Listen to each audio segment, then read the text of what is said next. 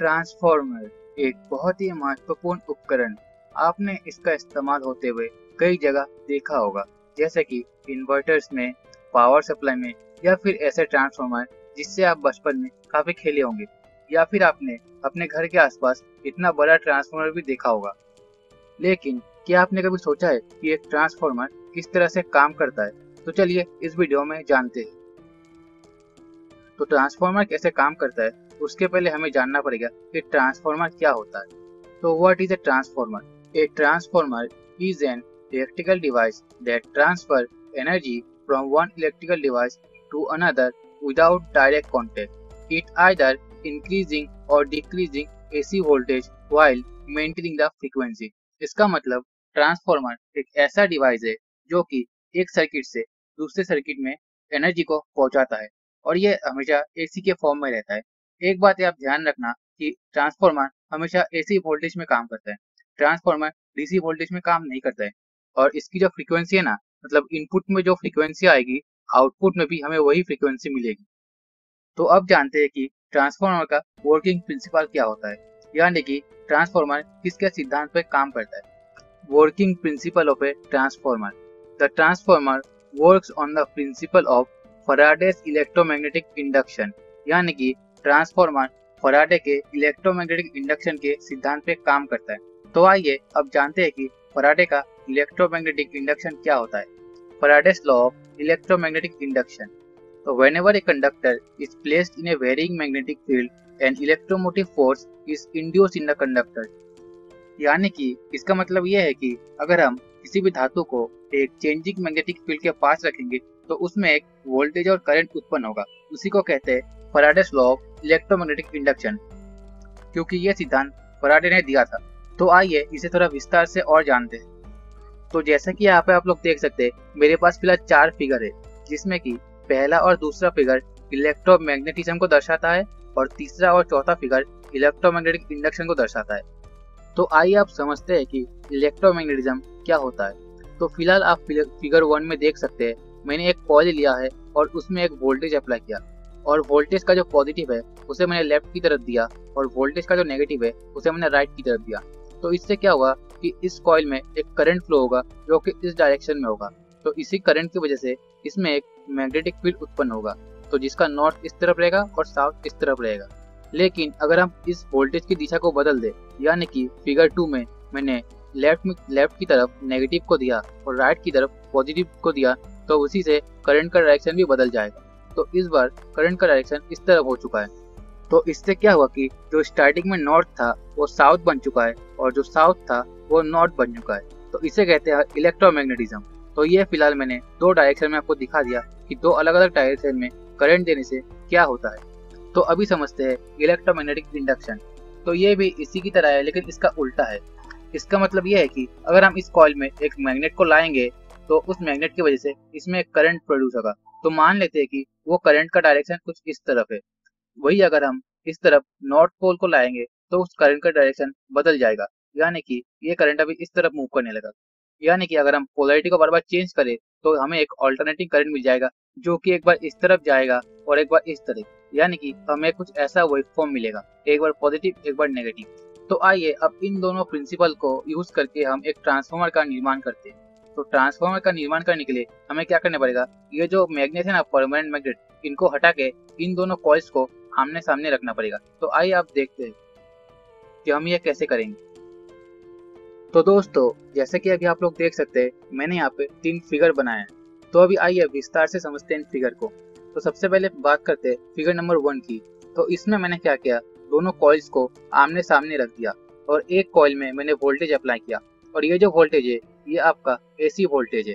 तो जब हम इसमें एसी वोल्टेज अप्लाई करेंगे तो मान लीजिए कि शुरुआत में जो एसी वोल्टेज का पॉजिटिव हाफ साइकिल है वो इससे होके गुजरा। तो पॉजिटिव हाफ साइकिल की वजह से आउटपुट में भी हमें एक वैसा ही सेम टू सेम साइकिल मिलेगा, क्योंकि ट्रांसफॉर्मर में फ्रीक्वेंसी और फेज सेम रहता है। तो अभी बात करते हैं फिगर 2 के बारे में। जैसे ही ट्रांसफॉर्मर का नेगेटिव हाफ साइकिल पहुंचेगा तो इसकी डायरेक्शन भी बदल जाएगी। तो जैसा कि आप लोग देख सकते हैं, स्टार्टिंग में मैग्नेटिक फील्ड नीचे की तरफ आ रही थी, वही दूसरे फिगर में मैग्नेटिक फील्ड ऊपर की तरफ जा रही है। तो इससे क्या होगा कि आउटपुट में भी हमें एक नेगेटिव हाफ साइकिल मिलेगा। तो अगर हम इन फिगर 1 और फिगर 2 को एक साथ कंबाइन कर दे तो हमें फिगर 3 मिलता है। इसका मतलब यह है कि अगर हम एक एसी वोल्टेज देंगे तो हमें आउटपुट में भी सेम वैसा ही एसी वोल्टेज मिलेगा। यही एक मुख्य प्रिंसिपल होता है एक ट्रांसफार्मर का। हम जिस तरह से इनपुट देंगे उसी तरह से हमें आउटपुट मिलेगा। अगर हम फ्रीक्वेंसी को बढ़ा देंगे तो आउटपुट में भी फ्रीक्वेंसी बढ़ जाएगा। अगर हम फ्रीक्वेंसी को कमा देंगे तो आउटपुट में भी फ्रीक्वेंसी कम जाएगा। तो दोस्तों यही एक बेसिक प्रिंसिपल होता है एक ट्रांसफार्मर का।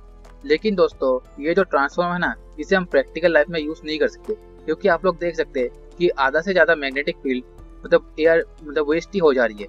बस कुछ ही मैग्नेटिक फील्ड है जो कि इस कॉइल में पहुंच रही है। तो इसके लिए ना हमें एक कोर की जरूरत पड़ती है जो कि सारे के सारे मैग्नेटिक फील्ड को एक कंसंट्रेट करके उस दूसरे कॉइल में भेजे। तो आइए अब जानते हैं कोर के बारे में। तो दोस्तों मैग्नेटिक फील्ड का ज्यादा से ज्यादा उपयोग हो सके इसलिए हम एक कोर का इस्तेमाल करते हैं। आप लोग यहाँ पे देख सकते हैं कि यहाँ पे मैंने एक कोर बना दिया है इन दोनों वाइंडिंग के बीच में।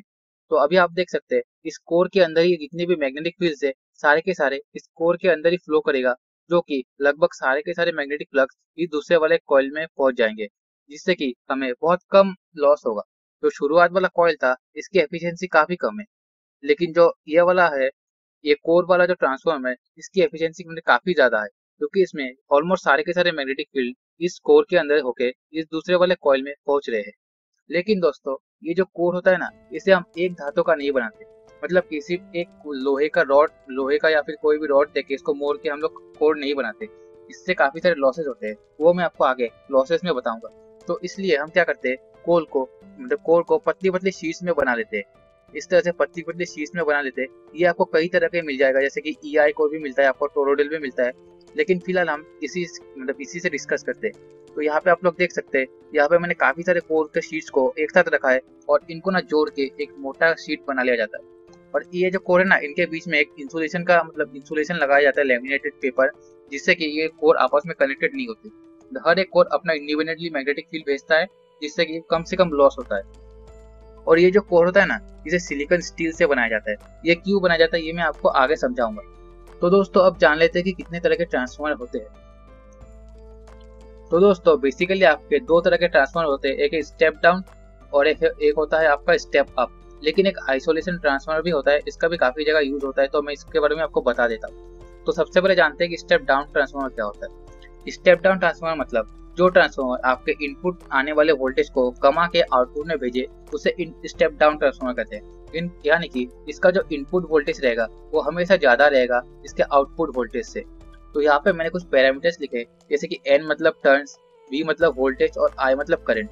यहाँ पे मैंने NP लिखा है, मतलब कि प्राइमरी टर्न। मतलब जहाँ पे हम लोग ट्रांसफार्मर में इनपुट देते हैं ना, उसे प्राइमरी कहते हैं, और जिससे आउटपुट लेते उसे सेकेंडरी कहते हैं। तो आइए आप जानते हैं ट्रांसफार्मर के फॉर्मूला के बारे में। तो दोस्तों ट्रांसफार्मर का एक फॉर्मूला होता है जो कि आपका NP/NS = VP/VS = IS/IP। यानी कि जो इनपुट का मतलब प्राइमरी का टर्न वर्सेस सेकेंडरी का टर्न इक्वल टू प्राइमरी का वोल्टेज वर्सेस सेकेंडरी का वोल्टेज इक्वल टू सेकेंडरी का करंट बाई प्राइमरी का वोल्टेज। इसमें आप एक चीज ध्यान रखना कि जो करंट होता है वो उलट जाता है, यानी कि वोल्टेज का जो रेशियो होता है उसका उल्टा होता है करंट। जैसे कि मैं अभी आपको एग्जांपल से समझाता हूँ। तो मान लीजिए कि हमारे इस ट्रांसफार्मर में प्राइमरी में 100 टर्न्स लगा हुआ है और सेकेंडरी में 10 टर्न है, और हम इसे इनपुट वोल्टेज 120 वोल्ट दे रहे हैं और इसका करंट है, मतलब इनपुट करंट है 1 एम्पियर। तो इससे हमें जो आउटपुट वोल्टेज मिलेगा ना वो 12 वोल्ट का मिलेगा, क्योंकि इसका जो टर्न रेशियो वो 10 है। तो 120 को अगर हम 10 से डिवाइड करेंगे तो वो 12 वोल्ट आता है, तो इसलिए हमें 12 वोल्ट मिलेगा। लेकिन जो करंट है ना वो 10 गुना से बढ़ जाएगा, क्योंकि यहाँ पे आप लोग देख सकते हैं करंट का रेशियो उल्टा होता है, इसलिए करंट हमारा 10 एम्पियर से बढ़ जाएगा। तो इससे क्या होगा कि हमारा जो वाटेज है वाटेज फिक्स रहेगा, हमें 12 वोल्ट 10 एम्पियर यानी कि 120 वाट ही मिलेगा। और स्टार्टिंग में भी 120 वोल्ट 1 एम्पियर 120 वाट था, यानी कि ट्रांसफार्मर में पावर जो इनपुट पावर देंगे आउटपुट में वही मिलेगा, बस या तो करंट बढ़ेगा या फिर वोल्टेज बढ़ेगा, या फिर वोल्टेज कमेगा और करंट बढ़ेगा। तो इस तरह से कॉन्फ़िगरेशन होता है। तो ये हो गया आपका स्टेप डाउन ट्रांसफार्मर। अभी बात करते हैं आइसोलेशन ट्रांसफार्मर के बारे में। आइसोलेशन ट्रांसफार्मर भी फॉर्मूला सेम ही है, बस इसमें क्या होता है, जो आपका इनपुट का जो टर्न है ना और जो आउटपुट का टर्न है दोनों सेम है, यानी कि प्राइमरी टर्न और सेकेंडरी टर्न दोनों सेम रहता है।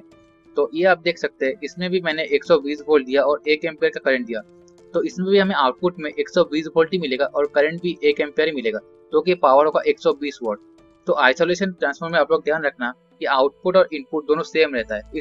तो फिलहाल बात कर लेते हैं स्टेप अप ट्रांसफार्मर के बारे में। तो स्टेप अप ट्रांसफार्मर वो होता है जिसमें इनपुट वोल्टेज कम होता है आउटपुट वोल्टेज से और करंट ज्यादा हो जाता है, मतलब करंट कम हो जाता है। जो आउटपुट करंट है वो इनपुट करंट से कम हो जाएगा। तो आइए अब इसे एग्जाम्पल से समझते हैं। तो फिलहाल आप लोग देख सकते हैं मैंने इनपुट में 10 टर्न दिए हैं और आउटपुट में 100 टर्न दिए।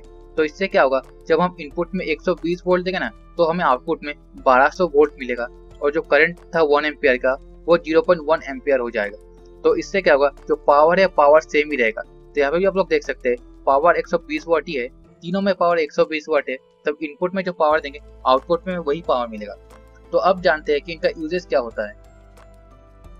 तो दोस्तों आप लोग देख सकते हैं जो स्टेप डाउन ट्रांसफार्मर होता है ना वो बेसिकली आपका पावर सप्लाई में यूज किया जाता है या फिर आपके घरों में जो वोल्टेज आता है उसको डिस्ट्रीब्यूट करने में दिया जाता है। क्योंकि जो इनपुट में जो वोल्टेज आता है ना वो काफी हाई वोल्टेज होता है, तो वो आपको आपके घरों में लो वोल्टेज करके मतलब 220 वोल्ट करके आपके घर पे दिया जाता है। तो इसे कहते हैं हम लोग स्टेप डाउन ट्रांसफार्मर। और जो आइसोलेशन ट्रांसफार्मर होता है ना वो बेसिकली मतलब जो इनपुट जो आ रहा है लाइन उससे मतलब जो आपके अप्लायंस है उसको सेपरेट करने के लिए यूज किया जाता है। जैसे कि आपके पास मान लीजिए कोई ऐसा एलिमेंट है जैसे कि सीआरओ हो गया, तो ऑसिलोस्कोप हो गया, जो कभी सेंसिटिव है, वो हाई वोल्टेज पे खराब हो सकते हैं। इसीलिए हम उसमें एक आइसोलेशन ट्रांसफार्मर लगा देते हैं ताकि वो जो इनपुट जो आ रहे हैं हमारे घर में लाइट उससे वो सेपरेट ले, उससे वो डायरेक्ट कनेक्ट नहीं रहता है। इसलिए उसे हम मतलब सेफ्टी के लिए हम लोग यूज करते हैं आइसोलेशन ट्रांसफार्मर। तो अभी बात करते हैं स्टेप अप ट्रांसफार्मर के बारे में। तो स्टेप अप ट्रांसफार्मर आपका बेसिकली पावर हाउस में यूज होता है जहाँ से आपके घरों में बिजली भेजी जाती है। मतलब जो पावर स्टेशन है ना वो आपसे वोल्टेज को काफी बढ़ा के आपके घर में भेजा जाता है ताकि कम से कम लॉसेस हो। तो ये ना कहीं किलो वोल्ट तक रहता है, मतलब वो लाख वोल्ट पे भी चला जाता है। और दूसरा यूज है आपका इन्वर्टर्स में। आपने इन्वर्टर्स में देखा होगा कि बैटरी का 12 वोल्ट को 220 वोल्ट एसी में कन्वर्ट किया जाता है, वो इस स्टेप अप ट्रांसफार्मर के जरिए किया जाता है। तो इन्वर्टर के बारे में मैं एक अलग से वीडियो बनाऊंगा, तो उसमें आपको बताऊंगा कि कैसे काम करता है।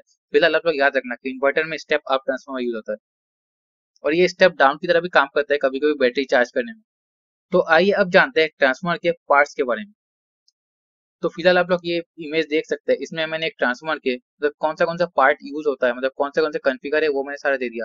जैसे ब्रीदर हो गया, कंजर्वेशन टैंक, आपका आउटलेट, मेन टैंक। तो आइए अब इन सब के बारे में विस्तार से जानते हैं। तो सबसे पहले आपका आता है मेन टैंक। तो दोस्तों मेन टैंक वो होता है जिसमें आपके ट्रांसफार्मर को रखा जाता है और इसमें ना एक मिनरल ऑयल होता है जिसे नेफ्ट ऑयल कहते हैं। ये काफी गाढ़ा मिनरल ऑयल होता है जो कि आपके इलेक्ट्रिसिटी को बिल्कुल कंडक्ट नहीं करता। तो इसके अंदर ट्रांसफार्मर को रखा जाता है। तो जैसे कि यहाँ पे आप लोग देख सकते हैं एक ट्रांसफार्मर को इसके अंदर डुबोया गया है ताकि ये ठंडा हो सके, क्योंकि जो ट्रांसफार्मर ना काफी हीट करता है उसे ना हम खुला नहीं छोड़ सकते, वो शॉर्ट भी हो सकता है। इसलिए हम उसे एक कंटेनर में रख देते हैं ताकि इस तेल की वजह से उसकी सारी गर्मी सोख ले। हम पानी नहीं डाल सकते क्योंकि पानी आपको पता है एक बहुत अच्छा कंडक्टर होता है, तो इसीलिए हम ऑयल का यूज करते हैं। और इसी कंटेनर के नीचे एक आउटलेट रखा होता है, यानी कि अगर हमें तेल को निकालना होता है तो हम इस आउटलेट से निकालते हैं। तो दोस्तों मेन टैंक के बाद एक टैंक और आता है जिसे कहते हैं हम लोग कंजर्वेटर टैंक। तो कंजर्वेटर टैंक बहुत इंपॉर्टेंट होता है। अगर कंजर्वेटर टैंक नहीं होगा ना तो ट्रांसफार्मर ब्लास्ट कर जाता है, तो इसलिए कंजर्वेटर टैंक का लगाना बहुत जरूरी होता है। तो ये जो कंजर्वेटर टैंक है इसे सीधा मेन टैंक से ही जोड़ दिया जाता है और इसमें ना हमेशा आधा तेल को भरा जाता है। क्योंकि मान लीजिए ट्रांसफार्मर काफी गर्म हो रहा है और जब तेल गर्म होता है ना तो वो ऊपर की तरफ उठता है, मतलब जो तेल ऊपर की तरफ उठेगा तो उसे एक जगह चाहिए फैलने के लिए, वरना ट्रांसफार्मर ब्लास्ट हो जाएगा। इसलिए इसे आधा भरा जाता है क्योंकि जो भी तेल भरा मतलब जो भी तेल उबलेगा तो वो इसमें भर जाएगा और ट्रांसफार्मर को ब्लास्ट होने नहीं देगा। और दूसरा इसका कारण यह है कि आधा इसलिए भरा जाता है क्योंकि अगर मान लीजिए कभी तेल की कमी हो गई, मान लीजिए कभी कोई तेल लीक हो गया या कोई तेल मतलब हवा में उड़ गया, तो जो आधा मतलब जो तेल होता है ना वो इसको भरने में काम करता है। क्योंकि अगर तेल की कमी हो गई ना तो भी ट्रांसफार्मर खराब हो जाएगा, अगर तेल ज्यादा हो गया तो भी खराब हो जाएगा। इसलिए इसको आधा भरा जाता है ताकि जब तेल की संख्या ज्यादा होगी तो ऊपर वाला हिस्सा भर जाएगा और जब तेल की संख्या कम होगी तो ये नीचे वाला हिस्सा इस तेल को वापस फिलअप कर देगा। तो ये काम होता है कंजर्वेशन टैंक का। और जो तेल भरने का जो इनलेट होता है ना उसे कंजर्वेटर टैंक में ही लगाया जाता है ऊपर में, तो यहाँ से हम लोग इनलेट देते हैं। तो दोस्तों अभी बात करते हैं बूचोर्स रिले की। तो बूचोर्स रिले ना एक बेसिकली स्विच होता है, मैकेनिकल स्विच। इसमें ना इलेक्ट्रिसिटी का जरूरत नहीं पड़ता। इसे मेन टैंक और कंजर्वेशन टैंक के बीच में लगाया जाता है। जब यहाँ से जब मतलब इस पॉइंट से इस पॉइंट तक तेल पास करता है ना, मतलब काफी गर्म तेल पास करता है, तो इसके अंदर ना मरकरी रखा होता है। आप लोग मरकरी जानते होंगे, थर्मोमीटर में यूज होता है जो कि टेम्परेचर से ऊपर उठता है। तो यहाँ पे भी एक मरकरी रखा जाता है, जो भी जितना गर्म होता है ना ये मरकरी उतना ऊपर उठता है और यहाँ पे एक स्विच लगा होता है जिसे ऑफ कर देता है, जिससे ये मतलब जो ट्रांसफार्मर में जो पावर सप्लाई आ रही है ना उसे ये काट देता है, जिससे कि ट्रांसफार्मर ज्यादा हीट नहीं होता है और हीट होने से बच जाता है और मतलब उसमें एक्सप्लोजन नहीं होता। तो यही काम होता है बूचोच रिले का। तो अगर आपको पूछे कि बूचोच रिले कैसे काम करता है, तो आप लोग बताना उसमें मरकरी का यूज होता है, जो कि टेम्परेचर की वजह से स्विच को ऑफ कर देता है। तो अभी बात करते हैं ब्रीदर के बारे में। तो ब्रीदर ना हमेशा कंजर्वेशन टैंक के बाहर लगाया जाता है, क्योंकि मान लीजिए जब यहाँ से तेल की कमी हो गई, तो तेल की कमी होने से ये जो एरिया है ये इसमें वैक्यूम क्रिएट होगा। तो वैक्यूम जो क्रिएट होगा उसमें हवा को खींचेगा वो। तो बाहर से हवा को खींचने के लिए यहाँ पे एक ब्रीदर लगाया जाता है। लेकिन इसमें एक प्रॉब्लम है, अगर हम सीधे हवा को भेजेंगे ना तो हवा में नमी होती है और हमें नमी नहीं चाहिए। तो इसके लिए ब्रीदर में ना सिलिका जेल भर दिया जाता है। आप लोगों ने अपने लैपटॉप के बैग में काफी सिलिका जेल देखा होगा। सिलिका जेल ना नमी को सोख लेता है। जैसे कि अगर आप सिलिका जेल रख दोगे ना तो वो धीरे धीरे नमी को सोख के पूरा ड्राई कर देगा। तो इसीलिए सिलिका जेल का प्रयोग किया जाता है। सिलिका जेल सारे नमी को सोख लेता है। लेकिन इसमें एक और दिक्कत है कि सिलिका जेल आपके धूल कण को नहीं रोक पाता है। तो इसलिए ये जो यहाँ पे जो नीचे आप देख रहे हैं ना, यहाँ पे थोड़ा ऑयल लगा दिया जाता है। तो ये ऑयल क्या करते हैं ना, धूल को अपने ऊपर चिपका लेता है। आपने देखा होगा कि ऑयल अगर रखते हो तो उसमें धूल चिपक जाते हैं। तो इसी तरह यहाँ पे धूल वगैरह सब चिपक जाते हैं। तो जब हवा यहाँ से घुसती है तो सबसे पहले धूल यहाँ पे चिपक जाती है। उसके बाद जो पानी जो रहेगा मॉइस्चर वो यहाँ पे चिपक जाता है। उसके बाद एकदम सूखी हुई हवा यहाँ पे जाती है। और सूखी हवा का इसलिए जरूरत पड़ता है ना, क्योंकि ये जो टैंक होता है ना ये लोहे का बना रहता है। तो इसमें जंग पड़ने से ना काफी दिक्कत आ सकती है और ट्रांसफार्मर के कोर में भी जंग पड़ सकता है। इसलिए हमें यहाँ पे सूखी हवा चाहिए। तो इसलिए हम ब्रीदर का यूज करते हैं। तो दोस्तों मैं अभी आपको एक समरी दे देता हूँ। ट्रांसफार्मर को इस टैंक में रखा जाता है जिसे मेन टैंक कहते हैं। इस टैंक में नेफ्ट ऑयल को भरा जाता है, जो कि कभी गाढ़ा मिनरल ऑयल होता है। और इस मेन टैंक के साथ एक कंजर्वेटर टैंक को कनेक्ट किया जाता है, जिसे कि आधा भरा जाता है और इससे इनलेट भी होता है। और कंजर्वेटर टैंक और मेन टैंक के बीच में एक बूचोच रिले को लगाया जाता है, जो कि सेफ्टी के लिए, ताकि हमारा ट्रांसफार्मर ब्लास्ट ना करे। और कंजर्वेटर टैंक में एक ब्रीदर लगाया जाता है, जो कि सूखी हवा को अंदर जाने देता है। लेकिन दोस्तों क्या होगा कि अगर बूचोच रिले खराब हो जाए तो फिर तो ट्रांसफार्मर फट जाएगा। तो इसके लिए एक और सेफ्टी फीचर का यूज किया जाता है, जिसे कहते हैं एक्सप्लोजन वेंट। तो एक्सप्लोजन वेंट क्या करता है, एक्सप्लोजन वेंट में ना एक पाइप जैसा होता है और इसके ऊपर एक नरम धातु बना रहता है। तो जब तेल काफी गर्म हो जाता है तो यहाँ से तेल ऊपर उठता है और ऊपर उठने के बाद यहाँ का जो धातु है ना इसे पिघला के इसे फाड़ के निकल जाता है इधर से। ऐसा आप समझ सकते हैं कि मान लीजिए यहाँ पे मोम लगा हुआ है और जब ये टेम्परेचर धीरे धीरे बढ़ेगा तो मोम धीरे धीरे नरम होगा और एक समय आएगा जब मोम फट जाएगा और इधर से सारे तेल निकल जाएगा। तो मोम की जगह बस यहाँ पे धातु यूज किया जाता है, जिससे कि थोड़ा और स्टेबिलिटी और स्ट्रॉन्ग बनाया जा सके इसे। तो इससे हम लोग एक्सप्लोजन वेंट या एक्सप्लोजन वाल्व कहते हैं। तो दोस्तों अब बात करते हैं बुशिंग्स के बारे में। तो दोस्तों जो हाई वोल्टेज की बुशिंग्स लगी रहती है ना, जिसमें हाई वोल्टेज आती है, तो वो कभी मोटी बुशिंग्स होती है क्योंकि उसमें काफी हाई वोल्टेज आता है। और जो लो वोल्टेज का बुशिंग रहती है ना वो कभी छोटी छोटी होती है, छोटे छोटे होते हैं। और ये जो बुशिंग्स है ना ये आपका स्टार और डेल्टा में कनेक्ट रहता है। जो डिस्ट्रीब्यूशन ट्रांसफार्मर है ना हमारे घर के आसपास, उसमें जो इनलेट जहाँ पे वोल्टेज आता है ना वो डेल्टा में कनेक्ट होता है। और जहाँ से हम वोल्टेज लेते हैं, जहाँ से हमारे घरों में पहुंचता है, वो अपने स्टार में होता है। स्टार कनेक्शन और डेल्टा कनेक्शन क्या होता है मैं वो आपको नेक्स्ट वीडियो में समझा दूंगा। फिलहाल आप इतना समझ लीजिए कि हमारे घरों में जो आता है ना उसमें स्टार कनेक्शन होता है और जो इनपुट में आता है उसे डेल्टा कनेक्शन बना हुआ रहता है। तो दोस्तों अभी बात कर रहे थे रेडिएटर और कूलिंग फैन की। तो अंदर जो क्या है ना, जो तेल है तो वो तो एक ही कंटेनर में है। क्या होगा कि अगर हम उसे थोड़ी देर पाइप से भेजे, जैसे कि कार के रेडिएटर में होता है, तो तेल है ना वो क्या होगा कि इस तरह से एक रेडिएटर बना हुआ होता है। आप देख सकते हैं नीचे ये रेडिएटर होता है, इसमें छोटे छोटे पाइप लगे होते हैं। तो क्या होता है कि जब मेन टैंक से जब तेल गर्म होता है ना तो ये ऊपर से आके इधर से गुजरता है। तो इधर से गुजरने के बाद इन पाइप के जरिए नीचे उतर के फिर से टैंक में घुस जाता है। तो इसी से क्या होता है कि जो बाहर की जो हवा लगती है ना वो इसे ठंडा कर देती है। जो आमतौर की जो घर के आसपास जो लगा रहता है ना ट्रांसफार्मर, उसमें फैन नहीं लगा रहता है, क्योंकि वो इतना हाई पावर के नहीं होते जितना आपको ये इमेज में दिख रहा होगा। तो ये जो ट्रांसफार्मर है ना ये काफी हाई पावर है, जो कि ट्रांसमिशन लाइन में यूज होता है। जहाँ से पावर बनती है ना वहाँ पे ये सब लगाया जाता है। बहुत बड़े बड़े ट्रांसफार्मर होते हैं, घर जितना बड़े होते हैं। और उसमें एक बड़ा सा कूलिंग फैन भी लगा दिया जाता है ताकि ये जल्दी जल्दी ठंडा हो सके। हमारे घर के आसपास जो ट्रांसफार्मर होते हैं ना उसमें फैन लगाने की जरूरत नहीं पड़ती, वो ऑटोमेटिक ठंडी हो जाती है। लेकिन जो बड़े बड़े ट्रांसफार्मर होते हैं ना उनमें जरूर लगाना जरूरी है, क्योंकि वो बहुत ज्यादा हीट होते हैं ना। और एक ट्रांसफार्मर अगर ब्लास्ट हो गया ना वो काफी सारी जगह की बिजली चली जाएगी। इसलिए उसे फैन लगा दिया जाता है उसमें। तो रेडिएटर कूलिंग फैन का काम है कि इसको ठंडा रखना बेसिकली। तो दोस्तों अभी बात करते हैं लॉसेज ऑफ ट्रांसफार्मर की। तो ट्रांसफार्मर में कितने सारे के लॉस होते हैं। तो सबसे पहला जो लॉस होता है वो आपका होता है आयरन और कोर लॉस, यानी कि लोहा हानि या फिर कोर हानि।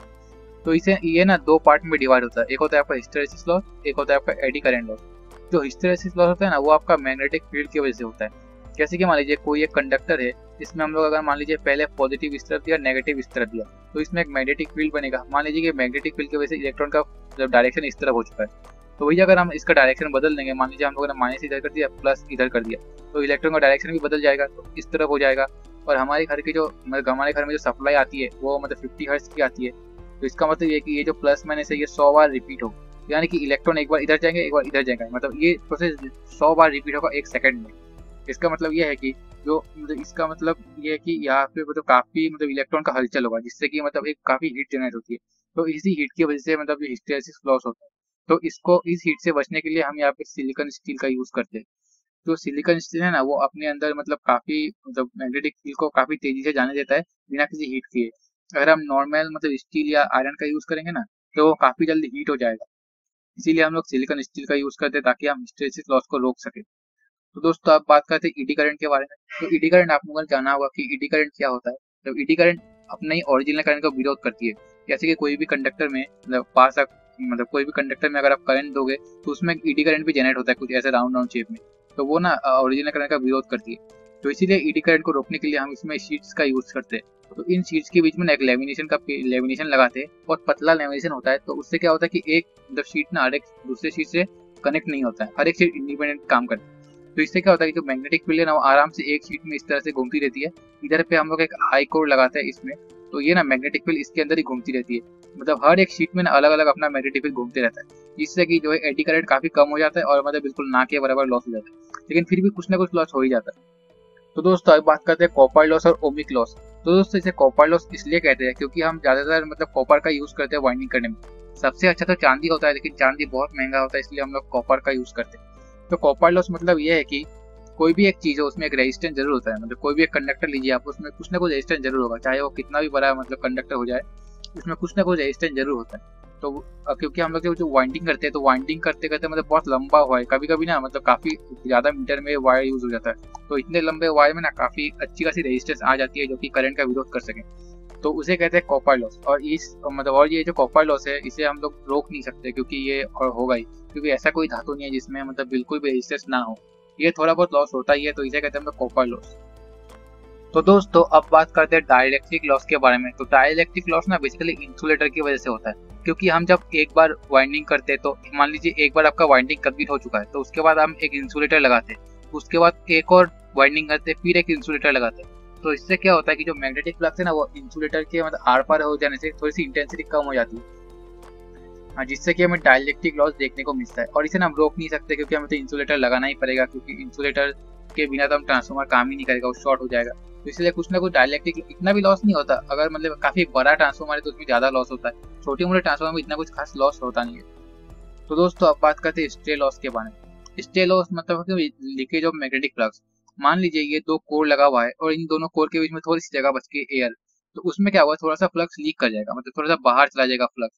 तो इससे क्या होता है कि पूरी की पूरी फ्लक्स जो है मतलब दूसरे कॉइल में पहुंच नहीं पाती। और वैसे भी मतलब कोई भी ट्रांसफार्मर आइडियली 100% काम नहीं करता है, वो 90% करेगा या फिर 95% के आसपास ही काम करता है, पूरा 100% कोई भी चीज काम नहीं करती। तो उसे कहते हैं स्ट्रे लॉस, मतलब जो लीकेज ऑफ मैग्नेटिक फ्लक्स की वजह से स्ट्रे लॉस होता है। तो इसे नोट बना के लिख सकते हैं कि आयरन लॉस में दो लॉस होते हैं, मतलब हिस्टेरिसिस लॉस और एडी करंट लॉस। फिर कॉपर लॉस की वजह से होता है, फिर कॉपर लॉस रेजिस्टेंस की वजह से होता है, डाइलेक्ट्रिक लॉस आपका इंसुलेटर की वजह से होता है, और स्ट्रे लॉस आपका लीकेज ऑफ मैग्नेटिक फ्लक्स के बारे में होता है। तो दोस्तों मैं आशा करता हूँ आप लोग जान चुके कि ट्रांसफार्मर में लॉसेस कितने तरह के होते हैं। तो दोस्तों अभी बात करते हैं एक और चीज जिसे मतलब काफी लोग नहीं बताते, जो कि है ट्रांसफार्मर टर्न पर वोल्ट, यानी कि आप एक टर्न के लिए कितना वोल्टेज दे सकते हो। मतलब कि अगर आपको घर में एक ट्रांसफार्मर बनाना है छोटा मोटा, तो आप उसको एक टर्न के लिए कितना वोल्ट लोगे। आप उसे कुछ भी टर्न नहीं दे सकते अपने हिसाब से, आपको एक फिक्स टर्न देना पड़ता है कि इतना ही वोल्ट के लिए उस कोर में उतना ही टर्न चाहिए होता है 1 वोल्ट की।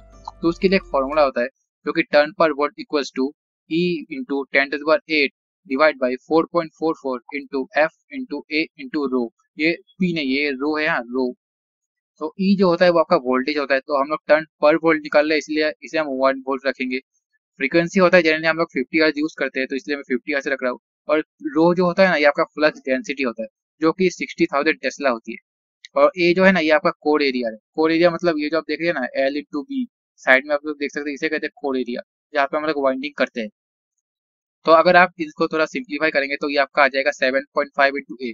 तो जनरली यही यूज किया जाता है, 7.5 डिवाइड बाई कोर एरिया। और ये जो एरिया है ना ये आपका इंच स्क्वायर में, ये आप ध्यान रखिएगा, इंच में आपको लेना है एरिया। तो दोस्तों अभी बात करते हैं पावर की। आप ना किसी भी मतलब ट्रांसफार्मर का पावर निकाल सकते हैं उसके कोड एरिया से। तो पावर का फॉर्मूला होता है ए इंटू मतलब कोड एरिया इंटू 5.58 का होल स्क्वायर। तो ये ना आपका होल मतलब ए जो है आपका इंच स्क्वायर में ही रहेगा। तो ये आता है आपका पावर का फॉर्मूला। और आप ना पावर से एरिया भी निकाल सकते हो। तो area is equal to power का रूट डिवाइड बाई 5.58 और ये एरिया आपका इंच स्क्वायर में आएगा। ध्यान रखना है आपको पावर का रूट करना है, उसके बाद डिवाइड करना है 5.58 से, टोटल रूट ओवर नहीं करना है।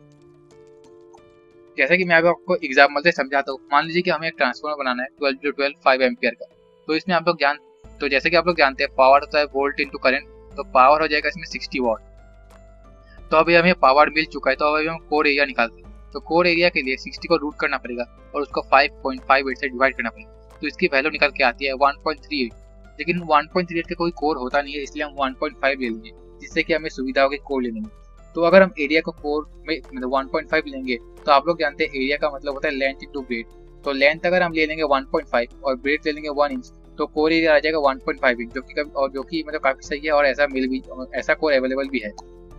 तो अभी टर्न पर वोल्ट निकालने के लिए जैसे कि 7.5 का एरिया था, तो हमें वही करना है कि 7 टर्न पर वोल्ट निकालने के लिए 7.5 को 1.5 कोर एरिया से डिवाइड करना है। तो ये आता है आपका 5। मतलब कि आपको एक टर्न के लिए 5 वोल्ट मतलब 1 वोल्ट के लिए 5 टर्न देना पड़ेगा। तो वही जैसे कि हम लोग 12 ट्रांसफार्मर बना रहे हैं, तो हमें 12 वोल्ट के लिए 12 इंटू 5 यानी 60 टर्न देना पड़ेगा। और 0 वोल्ट के लिए कोई टर्न देना नहीं पड़ेगा, क्योंकि 0 इंटू 5 0 ही होता है। तो वापस से 12 वोल्ट के लिए हमें 60 टर्न देना पड़ेगा, यानी कि हमें सेकेंडरी में ऑल टोटल 120 टर्न देना पड़ेगा। वही अगर हम प्राइमरी की बात करें, तो यहाँ पे 12 220 वोल्ट चाहिए हमें। तो इससे हमें 220 वोल्ट को 5 से गुना करना पड़ेगा, जिससे आता है हमारा 1100 टर्न। मतलब हमें 220 वोल्ट के लिए 1100 टर्न देना पड़ेगा। तो ये करना कुछ इस तरह से रहेगा, आपको नीचे देख सकते हैं जैसे कि 12 वोल्ट यहाँ पे है, और इस 12 वोल्ट से लेकर 0 वोल्ट तक 60 टर्न, फिर 0 वोल्ट, फिर 0 वोल्ट से 12 वोल्ट तक 60 टर्न। तो ये टोटल हो चुके हैं 120 टर्न, मतलब 12 120 टर्न, मतलब टोटल 24 वोल्ट के लिए 120 टर्न हो चुके हैं। तो अभी जो दूसरा वाला साइड यहाँ पे 0 से लेकर 220 वोल्ट तक 1100 टर्न। तो ये आपका हो चुका है सेकेंडरी। मतलब ये हो चुका है आपका प्राइमरी, और ये हो चुका है सेकेंडरी। इसको आप जैसे चाहे वैसे यूज कर सकते हो। अगर अगर आप लोग इस तरफ इनपुट दोगे, तो ये हो जाएगा आपका स्टेप अप ट्रांसफॉर्मर। और अगर आप लोग इस तरफ इनपुट दोगे, तो ये आपका हो जाएगा स्टेप डाउन ट्रांसफॉर्मर। तो दोस्तों मैंने आपको ट्रांसफार्मर के बारे में काफी कुछ बता दिया, जितना कि मुझे पता था।